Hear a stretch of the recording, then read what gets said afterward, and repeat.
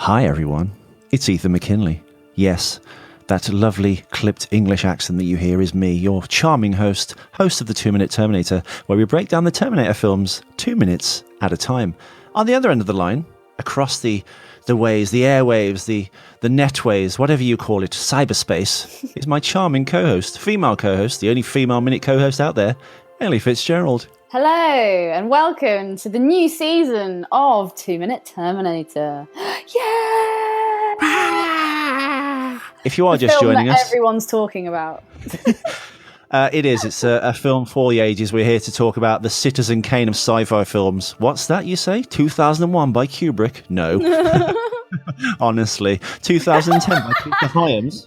No. Honestly. Aliens, James Cameron? No. Terminator 1? Avatar. No.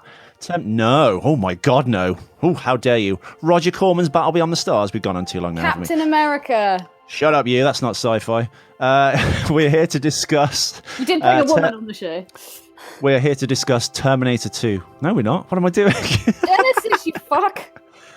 We're here to talk about Terminator Genisys, the fifth film and installment in the Terminator franchise. Unless you count the series, the Sarah Connor Chronicles, which we are coming to. It will be the sixth installment. It was, of course, going to be the first of a new trilogy starring an aging Arnold Schwarzenegger playing Pops. And we're here to discuss it. If you've not seen the show so far... What? I was going to say, and this is the first film...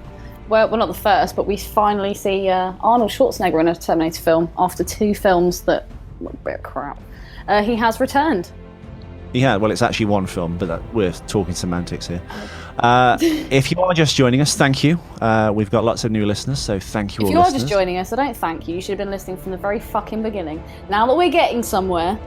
Well, I was actually going to say... Now they all want to listen. if you enjoy this season or the last couple of episodes, I'd probably say... Go back if you're really interested and listen to them. Listen to me when I'm really, really terrible and rubbish. we've got better and better. But anyway, we digress. We are here to discuss the fifth film in the Terminator franchise, Terminator Genisys. What's that, Ellie? Hit the music! Yeah, I think this guy's a couple cans short of a six-pack.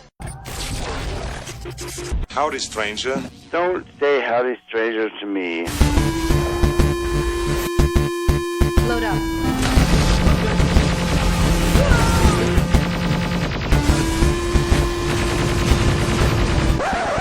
You didn't do the fourth. Thank God. It sucked.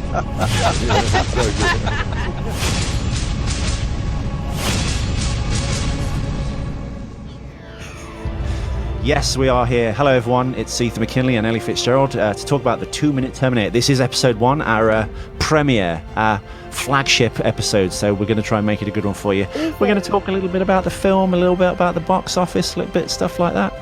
This is, of course, the first of the shows with me and Ellie talking, but tomorrow, with the start of our All-Star Week, we've got 4 amazing guests from around the world. We've got Steele Saunders, the amazing Australian stand-up comedian who presents Steel Wars podcast. We've got the Back to the Future Minute guys, Nick Carelli and Nick Jimenez. Fucking hell, that's a mouthful. That's what she said. On Wednesday, we've got Airport Minute Jim.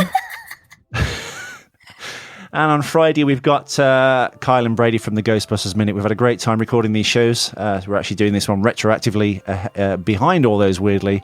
And yet you'll hear them all in order. You don't have to tell them the secrets of the trade. I love telling them the secrets. That's what sets us apart. Because we peel back the curtain, Ellie. The cybernetic curtain, so we can look at our robot overlords. Come on, you know this. Peel back my curtains so you can look at my overlord. Well, maybe later. Ethan, what are the bookmarks of this 2 minutes? The bookends, of course, start with the Skydance, which is the company that took over or bought the franchise, basically, released through Paramount. So we see a lovely new Paramount logo where we see the stars catching their little sparkly edges on the still frozen lake as we approach the Paramount. And it ends basically with a lovely, charming mix, multinational mix of families doing barbecue. The bridge of the scene, of course, is Jai Courtney, the greatest actor, greatest American living actor of his generation, telling us about Skynet. But anyway, we digress. Ellie's got some notes. I've got some notes. Let's discuss Terminator Genisys. Let's talk notes. Actually, my first note was about the Paramount thing. Is that an actual volcano? No, it's not a volcano. Is that an actual mountain? It isn't. The Paramount Mountain has changed So it's several fictitious. times. Yeah. Those bastards, I want my money back. As far as I know, I could be wrong. I think when I was a kid, I thought that was Escape to Witch Mountain. I was like, look, it's Escape. No, it's not. Oh. Well, Paramount and Universal are sister companies. I think they started, God, way back in the day. There's actually they sing been gospel songs together. no, there's actually been 8 Paramount logos. Ellie, did you know that? No, I did not. 8 Paramount logos. Yeah, a Paramount picture it always starts with. They dispensed with the A 3 generations in when it was owned by a Gulf Plus Western company. Anyone who knows like 60s and 70s cinema will recognise that. Of course, that's certainly my generation. 70s cinema, everything, because they're all about 5,000 years old, just like you.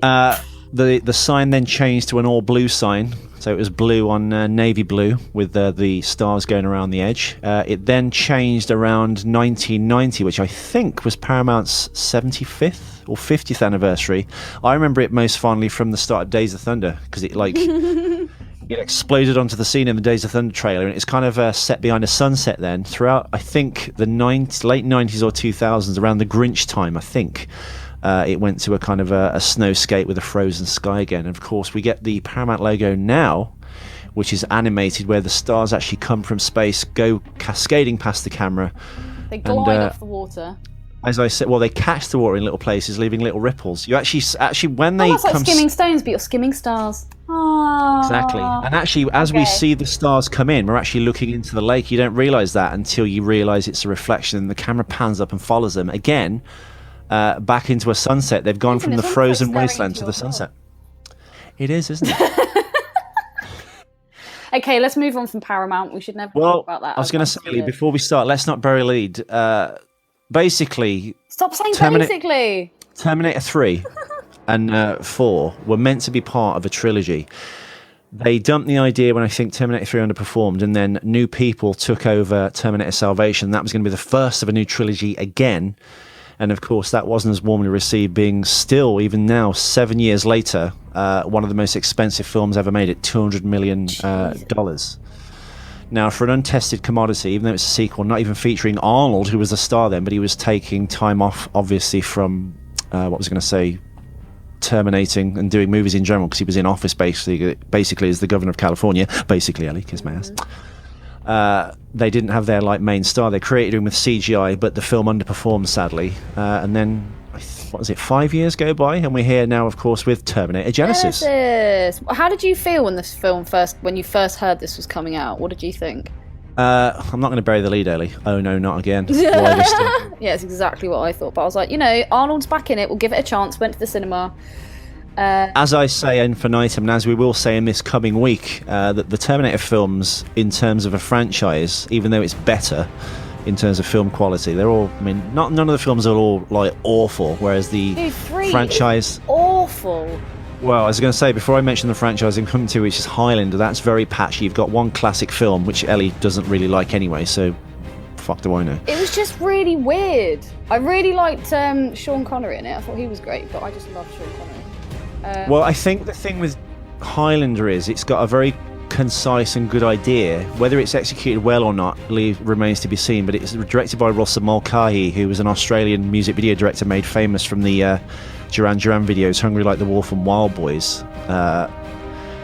He basically went into films. He did Razorback, a 1984 film, and then of course he came with Highlander, which was about this immortal was it Connor McLeod? Yeah, Highlander, with Sean Connery and stuff.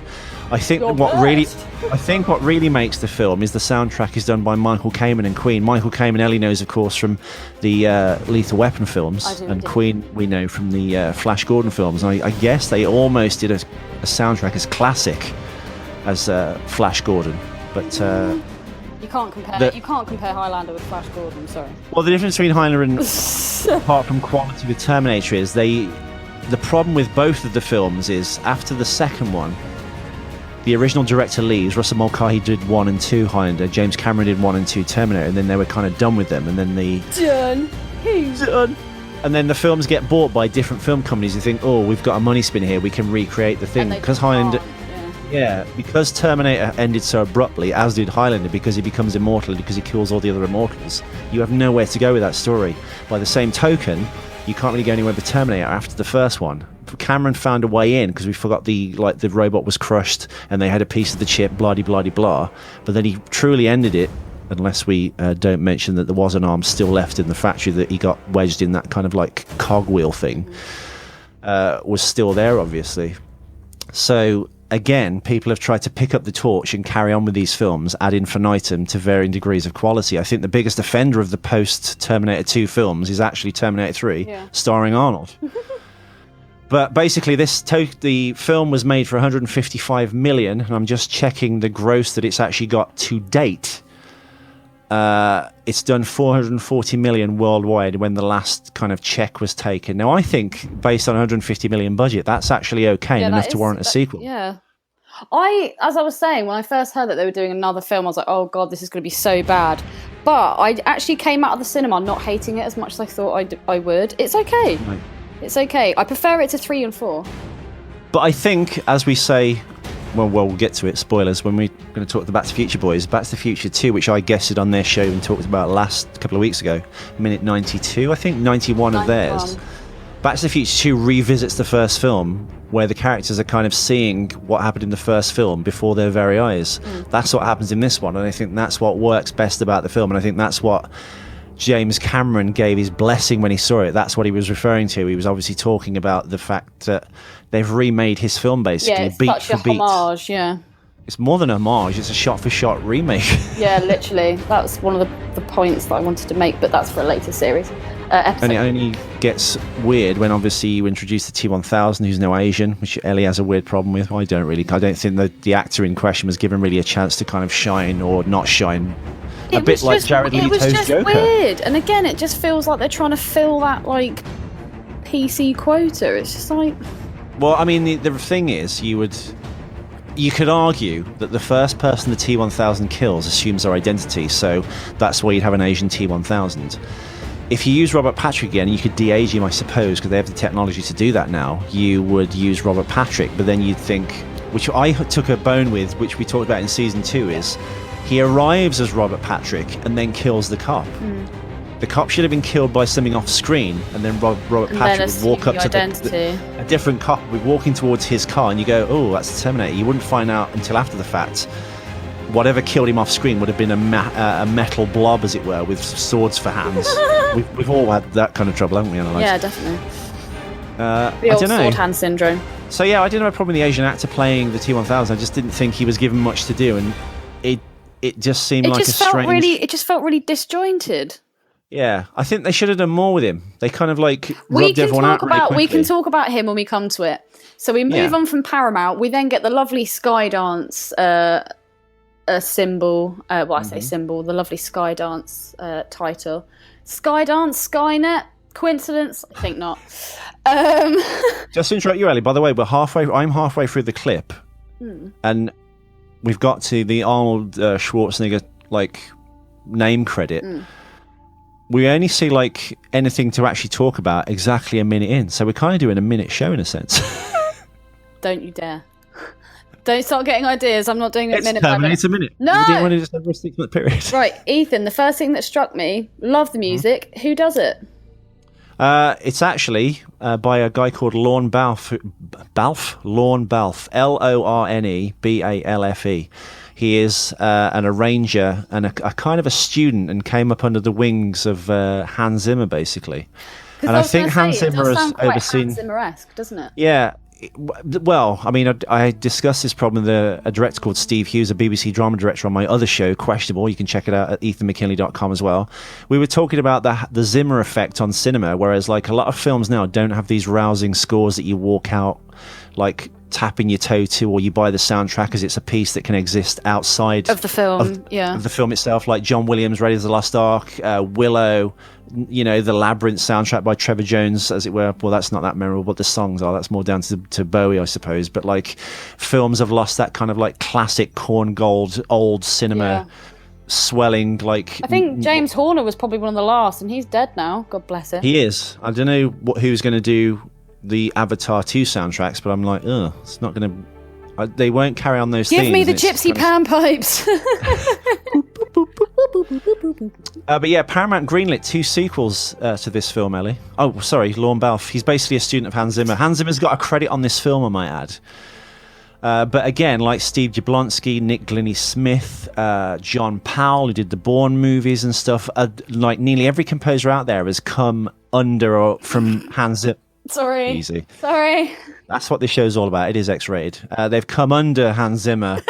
and now Lorne Balfe has got his shot at doing like a big movie. He's come over Hans Zimmer quite a lot. Come over Hans Zimmer. But you can see Hans Zimmer's fingerprints all over it, quite frankly. Please do not tell them about my busy hands. Lorne Balfe has done a lot of television.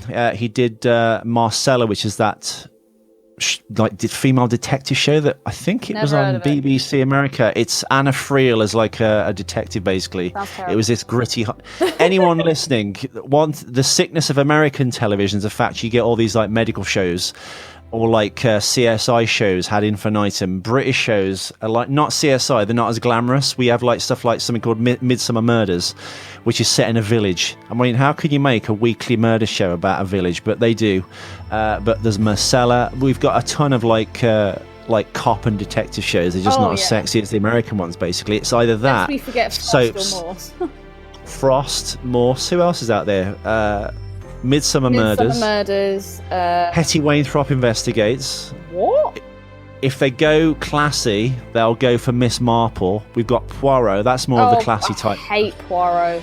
Ellie's favourite, of course, The Adventures of Sherlock Holmes. But not the new Jeremy ones, though. Not the Robert Downs Syndrome Jr. No, not him. And I'm not really into Cumberbatch either. I don't like that they've made it modern.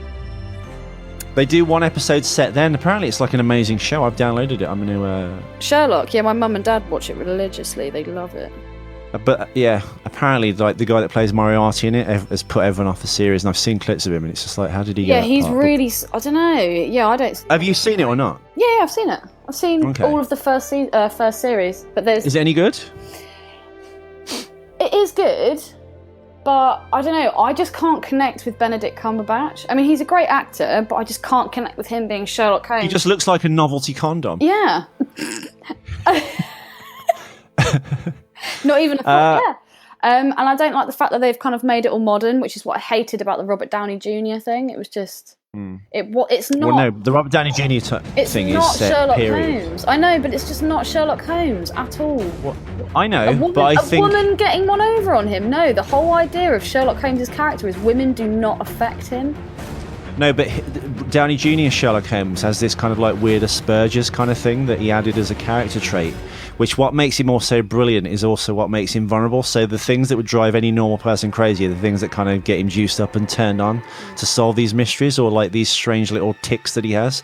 I really liked it. I think it was great. I think that's actually Robert Downey Jr.'s best role. Robert Downey Jr., you just think of yourself.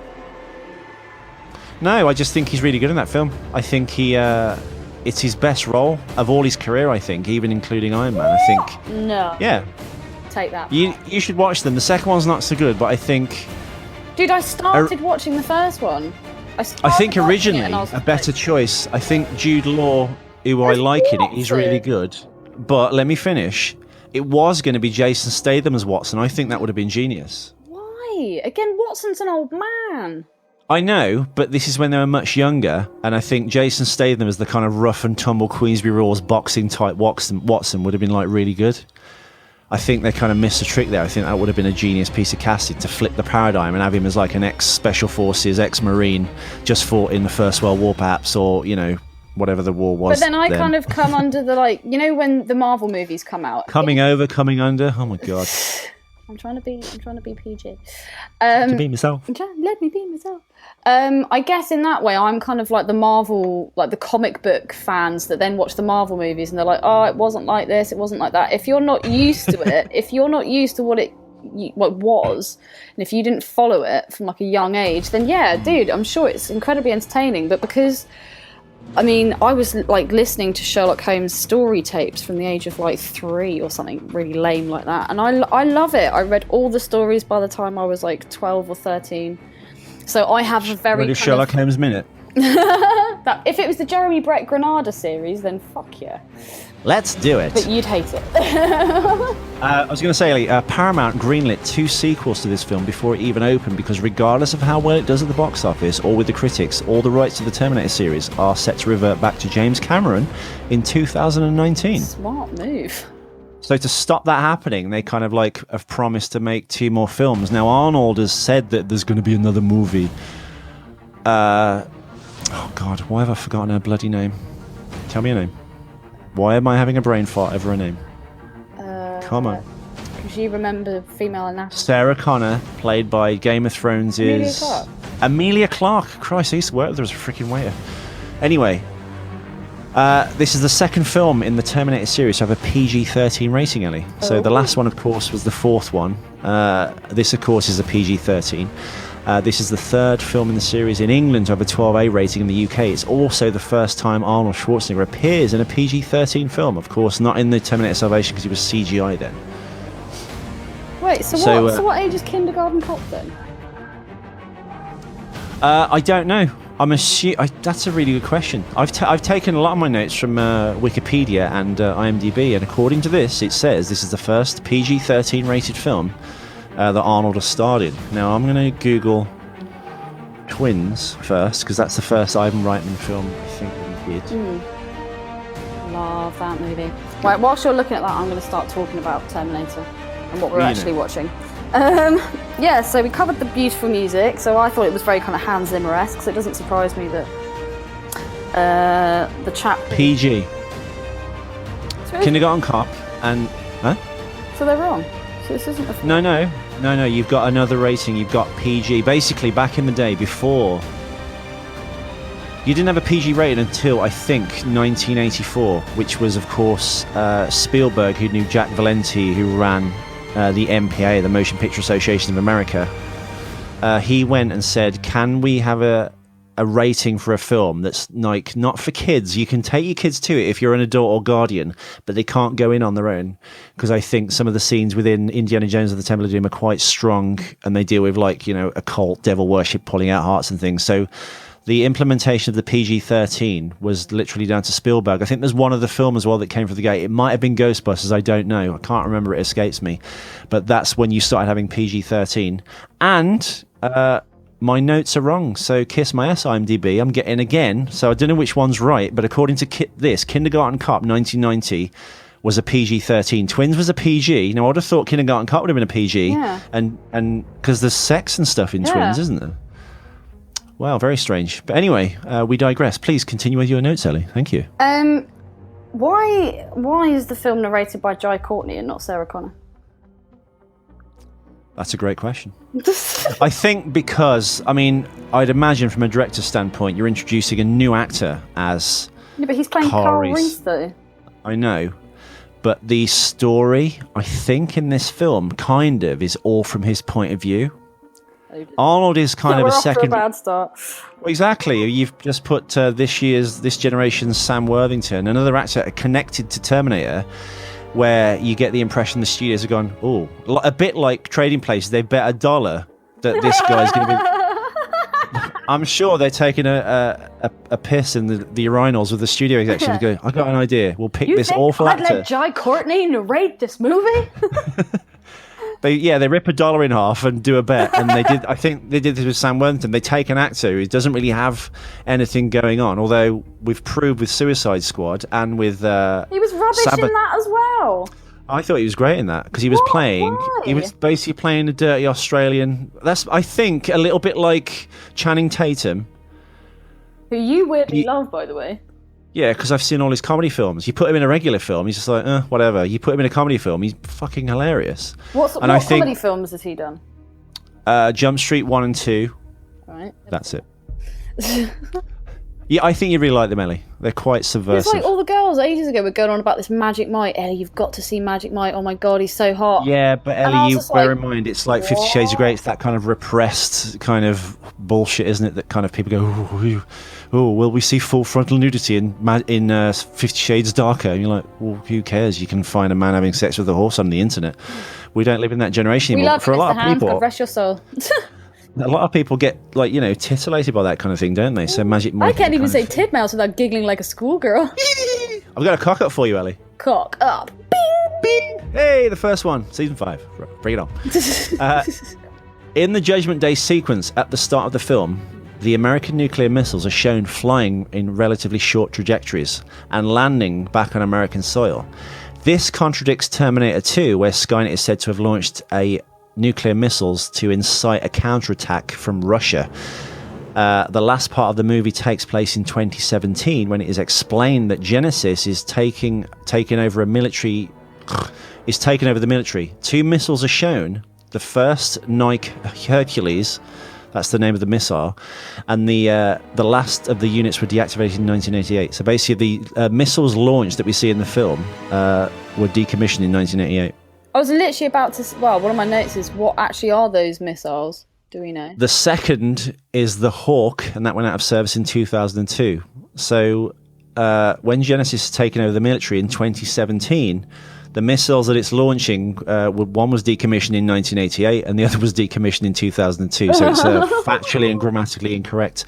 Another warped time scale.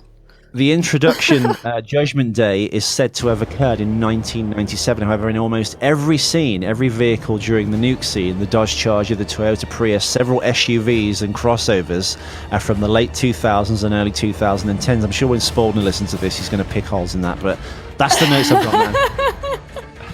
At the beginning of the movie, Ellie, sorry, I've got one more. Cock up. Bing, bing.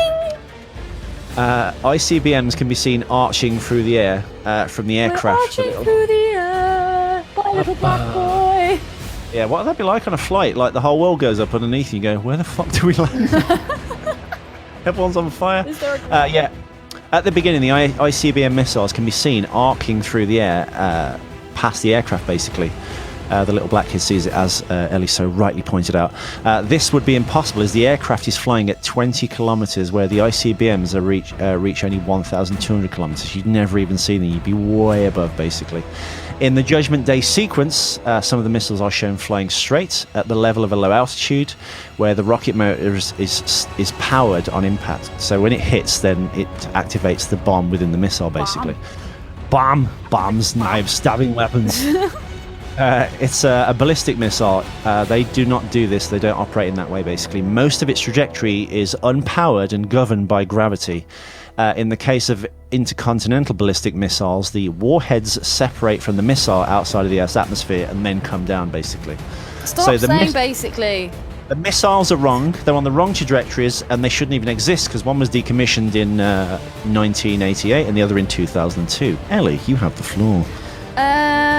Let's keep to the theme of the kid and the missiles and everything.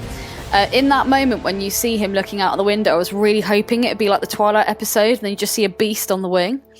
But then I was thinking, what would be even better, sticking to the beast on the wing thing. Oh, I thought it meant Twilight, the vampire series. It was like the Beast, that's X-Men. And I was like, no, the Gremlin. It's in the Gremlin. She means the Gremlin from the 1983 Twilight Zone film. The George Miller directed segment, who's famous for Mad Max 1, 2, 3, and 4. But then I thought, sticking with the beast on the wing, maybe if we just had Arnold Schwarzenegger exposing himself, that would have been even There's fun. the beast on the wing.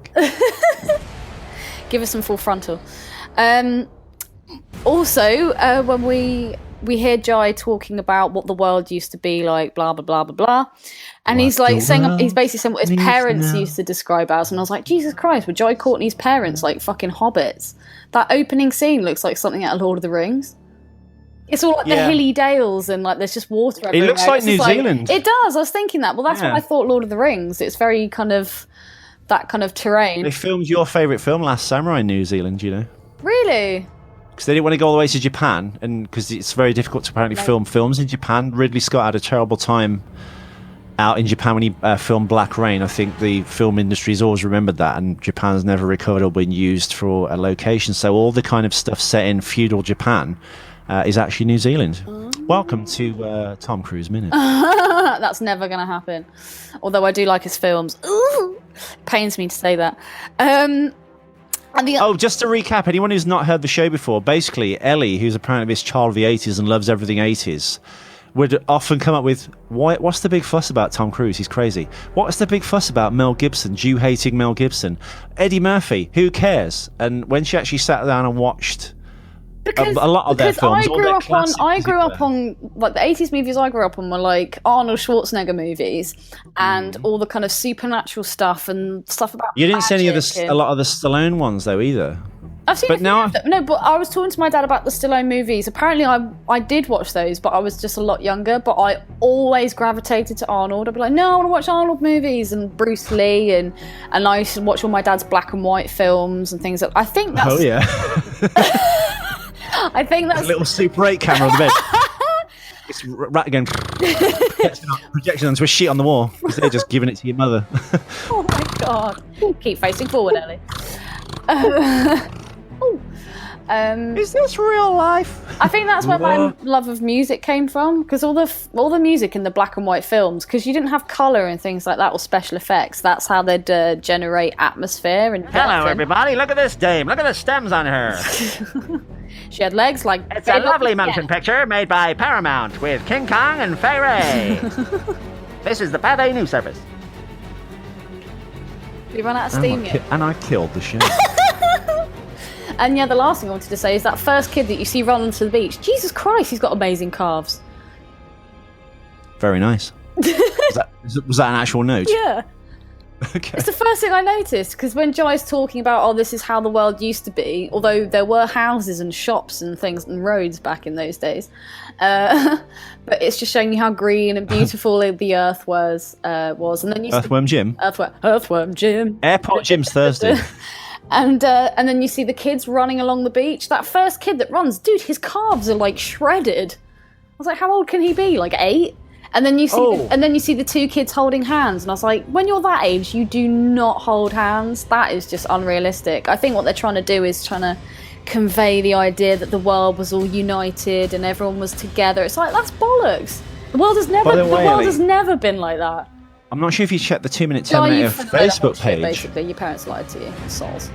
That kid does have big calves. He does. And hairy legs. I know. Ellie, I've got a question. Question. On the 2 Minute Terminator page, I posted this yesterday. Do you know about this? Arnold Schwarzenegger's illegitimate son, the Mexican nanny one, who looks more like him than his real legitimate son. Yeah. He looks more like the Kennedys. I believe she said he had to go pee. Club W. Club W.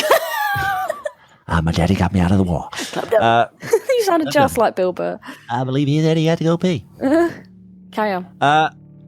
He has remade the scene where Arnold leaves the bar in 2 and gets on the Harley and then snatches the shotgun and puts the sunglasses on. I'm not sure if this is his bid to kind of get popular on social media and stuff, but it's dividing audiences. If you watch the message boards, they're like, oh, he's not even legitimate. Oh, he's trying to be famous. Oh, he's trying to copy his dad. And other people are like, he looks exactly like him, but like a Mexican Terminator. Have you seen it? No. I haven't. It's a bit rubbish. Sorry, but that means crap, by the way, American listeners. When we say rubbish, they're American. They're not retarded. God. American? America! American. No, I haven't seen it, but I will check it out now. Okay. Let's have a look. Oh, the final thing that I had on this is Terminator. The Terminator franchise do love a picnic scene or a park scene, don't they? They do. To show all the families all together and happily, and like. Because that's normal. That's real life. Again, what about all the people in like fetish clubs? Right. Let's mix it up, guys. And the people into German shit porn. What about where was their little moment in the vineyard? Mein Scheißergehen. What is it? Yeah. Bukkake. They're all my notes. Book a nuclear brie. Yeah, that doesn't really work. Not all the jokes land. Come on, folks. That's what the show is all about. Yeah. Have you got anything else to land? To say? No, I have landed and I'm about to take off again. So okay, but it's been great getting back into the swing of things. We have a new movie to get our teeth or gums sunk into. We have, and as we say with all things, which I should say at the start of the show, if you enjoy this show, you can actually watch the clip we're talking about Mystery Science Theater 3K style, as it repeats ad infinitum with our voiceover for each episode of the show, basically. I think we're on about 250 episodes now, or 254, something crazy like that.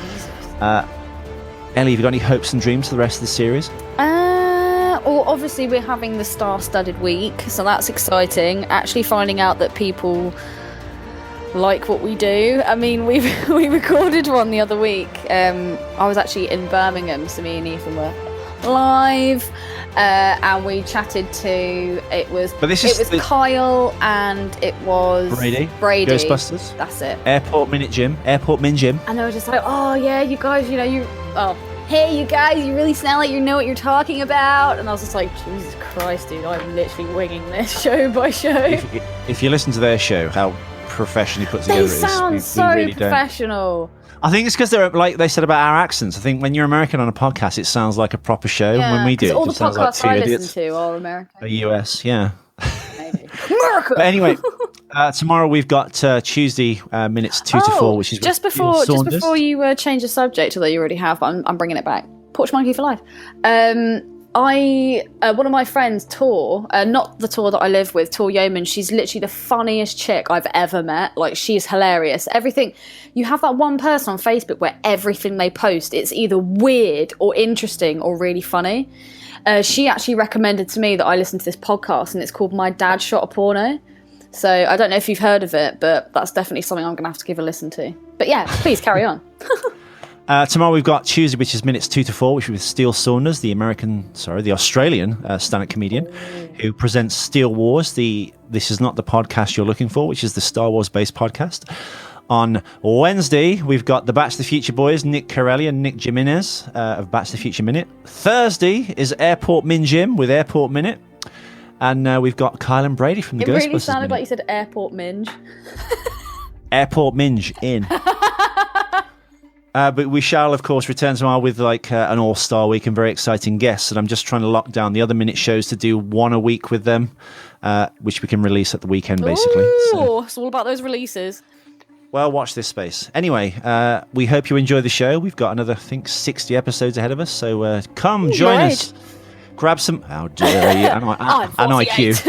I'm 48. Anyway. Yeah.